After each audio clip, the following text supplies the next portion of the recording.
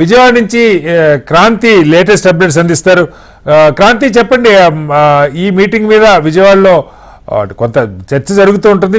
మీకున్న అప్డేట్స్ ఏంటి, ఏం జరిగిందని? బహుశా సీఎం ఆఫీస్ దగ్గర ఉండి ఉంటారు. What is your updates?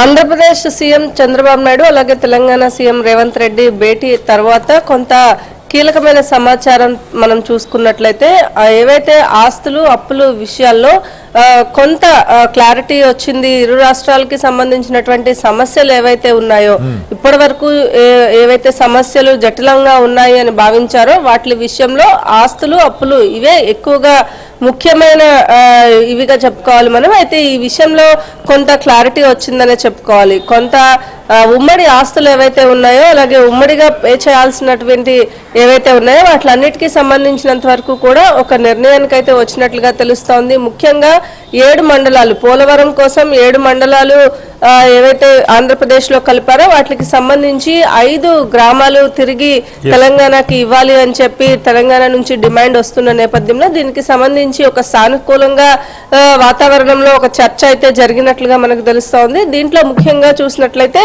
Andhra Pradesh నుంచి తిరిగి మరి 5 గ్రామాలు తిరిగి పంచాయతీలు ఏవైతే ఉన్నాయో తిరిగి తెలంగాణలో కలపాలని కోరుతూ ఇరు రాష్ట్రాలకి సంబంధించినటువంటి వారు కేంద్రానికి ఒక లేఖని, హోంశాఖకు ఒక లేఖ రాయాలని ఒక ప్రతిపాదనను అయితే తీసుకువచ్చినట్లుగా తెలుస్తా ఉంది. అలాగే ఇదే మారుగా ఇప్పుడు ఎలా అయితే సానుకూలంగా భేటీని పూర్తి చేసుకున్నామో ఆంధ్రప్రదేశ్ కి సంబంధించి 2 తెలుగు రాష్ట్రాలుగా ఉన్నప్పుడు 2 రాష్ట్రాలకి ఉన్నట్టు సమస్యలు, అలాగే రాష్ట్రం విడిపోయినప్పుడు ఏవైతే ఇది ఇచ్చిందో అంటే ఆంధ్రప్రదేశ్ విభజన యాక్ట్ ప్రకారం ఇచ్చినటువంటి సమస్యలన్నింటినీ కూడా 9-10 షెడ్యూల్స్ లో ఏవైతే ఇచ్చారో వాటిలన్నింటినీ కూడా పరిష్కరించుకునేందుకు ఒక రూట్ మ్యాప్ అయితే అలాగే మంత్రులతోటి ఒక కమిటీ, అధికారులతో ఒక కమిటీ వేయాలి అని కూడా నిర్ణయం తీసుకున్నారు. ఈ కమిటీలు ఇచ్చిన దాని ప్రకారం తరచుగా ఇటువంటి భేటీలు జరిగినట్లయితే దానికి సంబంధించినటువంటి సమస్యలు ఏవైతే ఉన్నాయో త్వరగా పరిష్కారమయ్యే అవకాశం ఉన్నట్లుగా తెలుస్తా ఉంది.